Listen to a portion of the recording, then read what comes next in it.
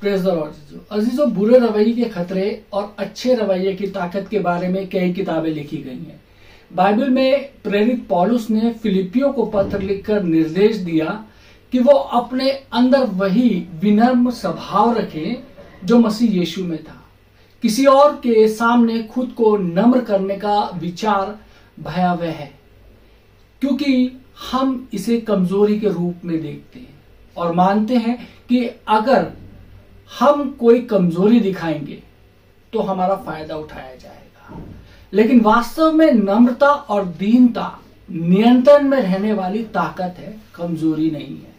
मेरे अजीजों, परमेश्वर हमें जो पुनर्स्थापना अर्थात नवीनीकरण प्रदान करता है, उसका एक हिस्सा स्वस्थ दृष्टिकोण रखना है, जो जानता है कि कब गलत चीजों के खिलाफ खड़ा होना है और कब हार माननी है, और वो कब करना है जो कोई और हमसे करने के लिए कह रहा है।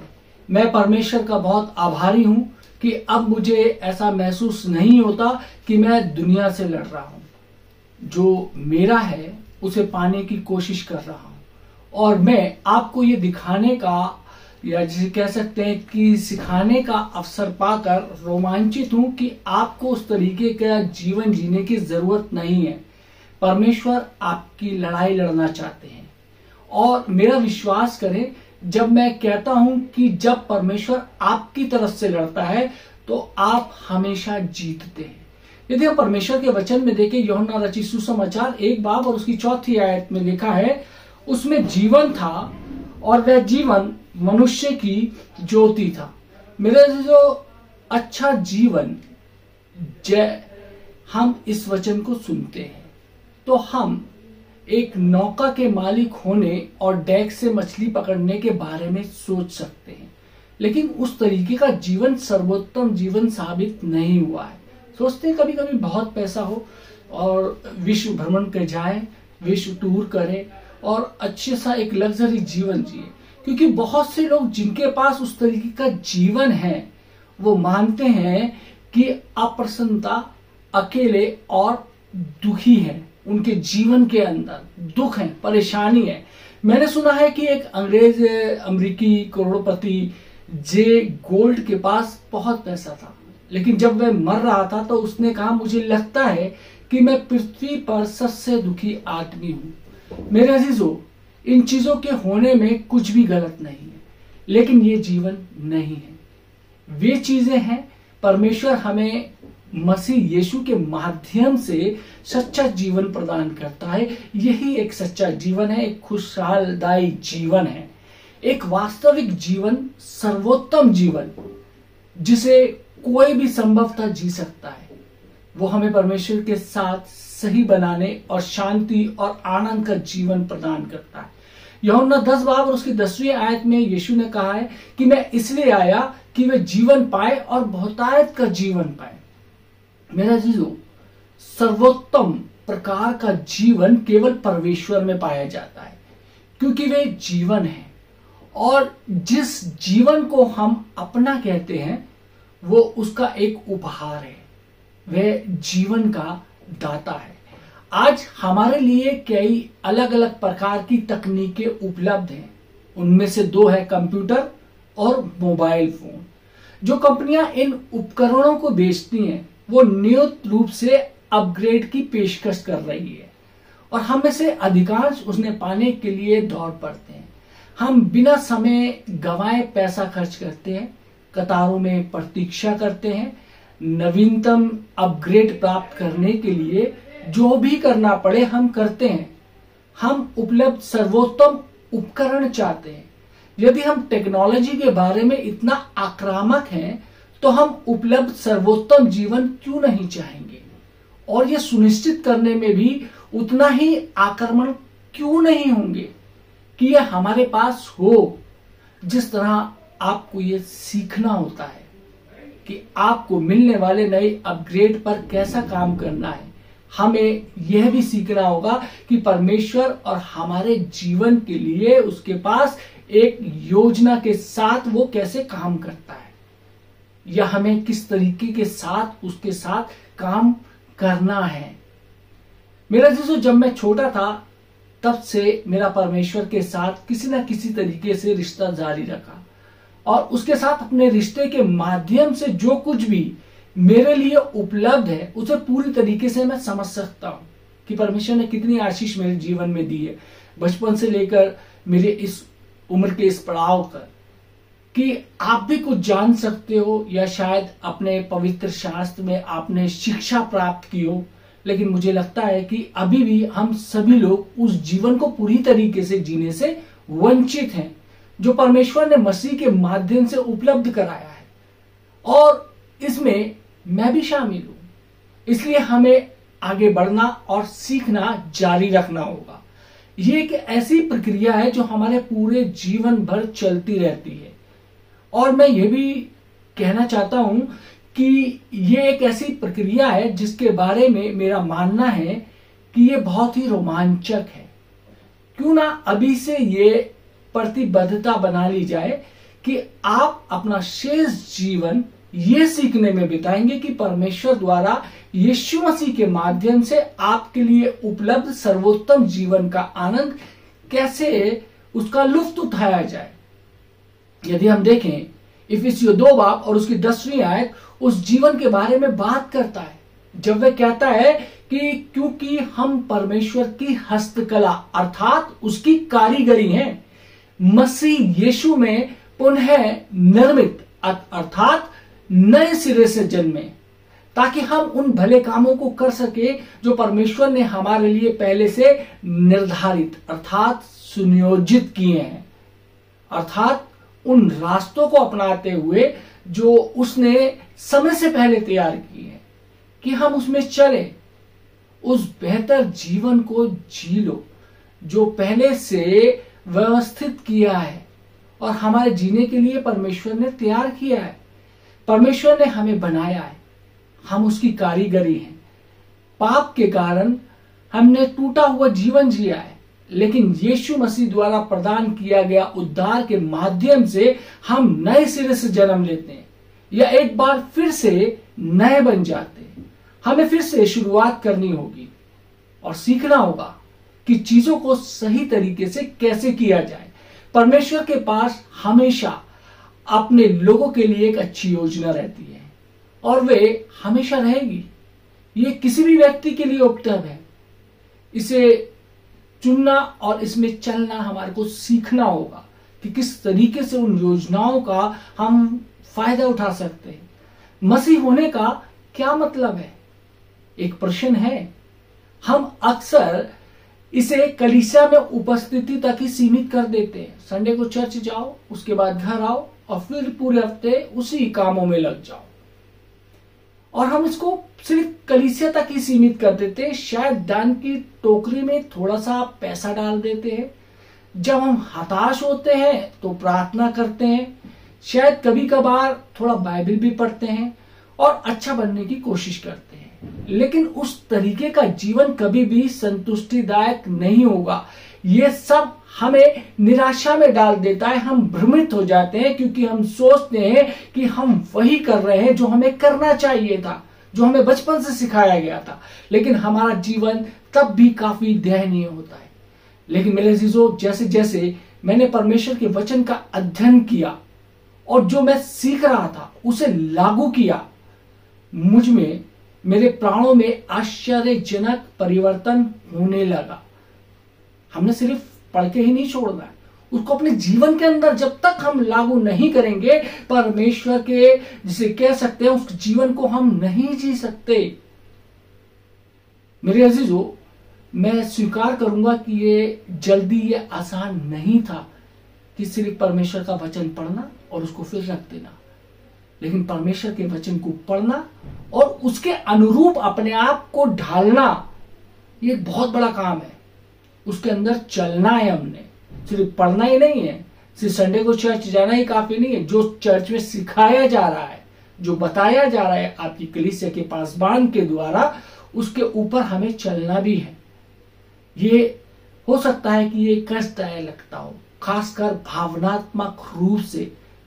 उदाहरण के लिए मुझे अपनी गलतियों को स्वीकार करना पड़ा और सभी समस्याओं के लिए अपने अतीत और अन्य लोगों को दोष देना बंद करना पड़ा। और यह कठिन था, कि जब कोई व्यक्ति लंबे समय तक इनकार में जीता है तो सच्चाई का सामना करना हमेशा आसान नहीं होता है। ये आपके फोन पर नए अपग्रेड प्राप्त करने के समान है। आप इसे चाहते थे, लेकिन एक बार जब आपको ये मिल गया तो शायद आपने सभी नई सुविधाओं को सीखने में तकलीफ नहीं उठाई, क्योंकि पुराना वाला बिल्कुल आसान था। कम से कम मैं तो यही करता हूं। पुरानी चीज हो जाती है, कभी मोबाइल भी अपग्रेड होता है, नया वर्जन आता है उसका, जब हम लाते हैं पुराना वाला तो बहुत अच्छा था, लेकिन नए वाले को चलाने में या नए कंप्यूटर को चलाने में बड़ी तकलीफ होती है, उसके नए नए फंक्शन होता है। मैं कल्पना भी नहीं कर सकता था कि मैं अपने कंप्यूटर और फोन के साथ इतना कुछ कर सकता हूं, अगर मैं वास्तव में सभी नई सुविधाओं को सीखने और उसका अभ्यास करने में समय लगाऊं, जब तक कि मैं उनका उपयोग करने में निपुण न हो जाऊं। कभी कभार मेरे बेटों को मेरी मदद करने की जरूरत पड़ती है। मैं उनसे पूछता हूं ये किस तरीके से होगा। मेरे जो यूहन्ना 14 बाब और 6 आयत में यीशु ने कहा है कि वे ही मार्ग है। मसीहत के शुरुआती दिनों में इसे अक्सर मार्ग कहा जाता था।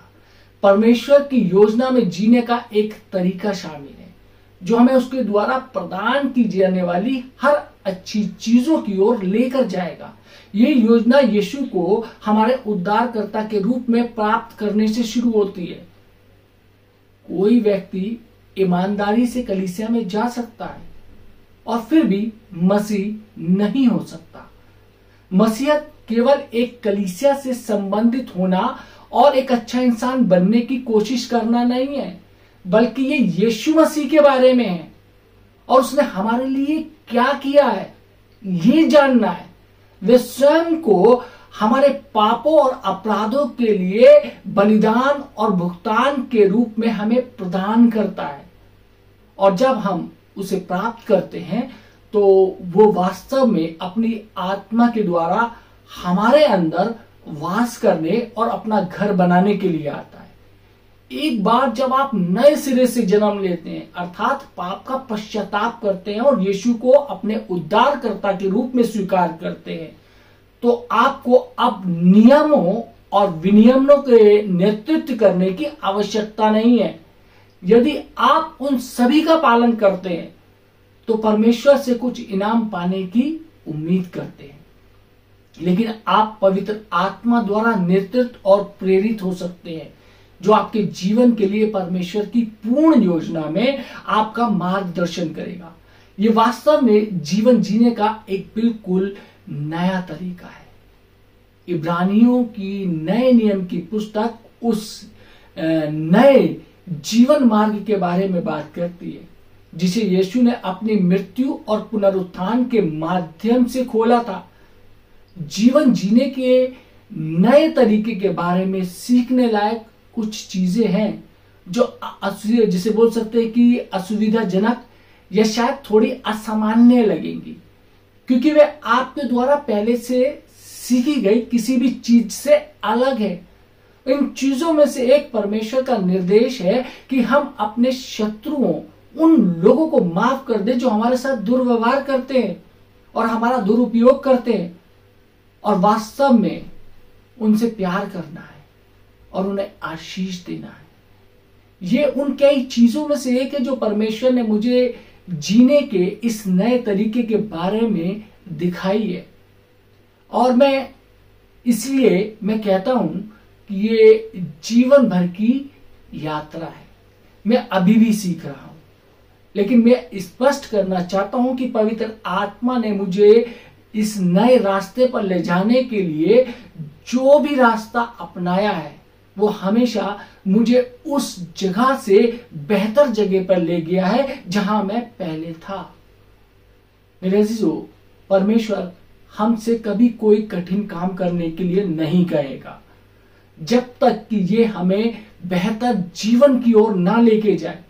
यदि आप इस पर विश्वास करके अपनी यात्रा शुरू करते हैं तो ये आपकी यात्रा को मेरी तुलना में छोटा बना सकता है। मेरे अजीजों, हमारे कंप्यूटर प्रोग्राम की तरह नए तरीकों को सीखना चुनौतीपूर्ण हो सकता है और पुराने तरीके पर वापस लौटना आकर्षक हो सकता है। होता है ना, कभी कभी हमारे पेरेंट्स होते हैं जो बुजुर्ग होते हैं, हम उनको फोन देते हैं तो कभी हम उनको स्मार्टफोन दे देते हैं, वो कहते हैं कि मेरे को ये नहीं चाहिए, मेरे को तो वही पुराना बटन वाला ही फोन दे दे, इसलिए ये उनको वही आकर्षक लगता है। ऐसे हमारा जीवन है, हमारा हो सकता है कि हमारे को वो जीवन आकर्षक लग सकता है, लेकिन अगर नए तरीके पे वापस लौटना आकर्षण हो सकता है, लेकिन अगर हम नए तरीके पर कायम रहते हैं, यदि हम चलते रहते हैं, सीखते हैं, तो ये हमें अधिक फलदायी और सहजता की ओर लेके जाएगा। मुझे अपनी बाइबल बहुत पसंद है। ये महज एक किताब से अधिक है, ये जीवन से भरपूर है। ये हमें जीने का नया तरीका सिखाती है और इस प्रक्रिया में हम अपने घायल प्राणों के लिए चंगाई और भविष्य के लिए आशा का अनुभव करना शुरू कर देते हैं। सुलेमान ने परमेश्वर के निर्देशों का पालन करने से मिलने वाली चंगाई के बारे में लिखा है, जब उसने कहा, यदि हम देखें नीति वचन 4 बाब उसकी 20 आयत से 22 आयत तक, यहां पर लिखा है कि हे मेरे पुत्र, मेरे वचन ध्यान धर के सुन और अपने कान मेरी बातों पर लगा, इसको अपनी आंखों की ओट न होने दे, वन अपने मन में धारण कर, क्योंकि जिनको वो प्राप्त होती है वे उनके जीवित रहने का और उनके सारे शरीर के चंगा रहने का कारण होती है। मेरे अजीजों, परमेश्वर के वचन हमारे लिए जीवन है और हमारे आंतरिक जीवन, यानी कि आंतरिक जीवन क्या, प्राण सहित हमारे जीवन के हर क्षेत्र में चंगाई लाती है। हमारा संपूर्ण अस्तित्व परमेश्वर के वचन की जीवनदायी सामर्थ्य के माध्यम से ठीक हो जाता है। यदि हम विश्वास करेंगे तो उसका वचन हमारे जीवन में अद्भुत कार्य करेगा। परमेश्वर का वचन हमारे दिमाग को नवीनीकृत करता है और ये हमें परमेश्वर, जीवन, स्वयं और अन्य लोगों के बारे में सोचने का एक बिल्कुल नया तरीका सिखाता है। परमेश्वर का वचन आपके मार्ग के लिए उजियाला है। वचन संहिता 119 और उसकी 105 आयत का इसका अध्ययन करें और जो ये करने को कहता है वो करें और आप चंगे हो जाएंगे और पूरी रीति से स्वस्थ हो जाएंगे। परमेश्वर का वचन हमारे घायल प्राणों के लिए औषधि है। मैं इसे एक उदाहरण का उपयोग करके समझाता हूं। यदि आप एक दवा की दुकान में जाते हैं और कोई डॉक्टर के द्वारा दवाइयां लिखवाते हैं तो आप गोलियां लेकर घर जाते हैं और उन्हें लेना शुरू कर देते हैं। गोलियों के अंदर ऐसी, जिसे बोल सकते हैं कि दवा है, जो आपके संक्रमण को ठीक करने और आपके दर्द को रोकने या जो कुछ भी चोट आपको पहुंच रही है उसे ठीक करने का वादा करती है। आपका मन आप लगातार उस दवाई को लेते हैं और अगर फिर भी दिक्कत हो तो दोबारा दवाइयां देते हैं, दोबारा डॉक्टर के पास जाते हैं कि मुझे इस दवाई से आराम नहीं मिला। मेरे अजीजों, परमेश्वर का वचन जीवन देने वाली, चंगा करने वाली सामर्थ्य से भरपूर है। ये पन्नों पर लिखे शब्द वाली एक पुस्तक की तरह लग सकता है, लेकिन जब इसे लगन से अपने दिल में उतार लिया जाता है और आप इस पर विश्वास करते हैं तो इसके वास्तव में अद्भुत चंगाई की सामर्थ्य होती है।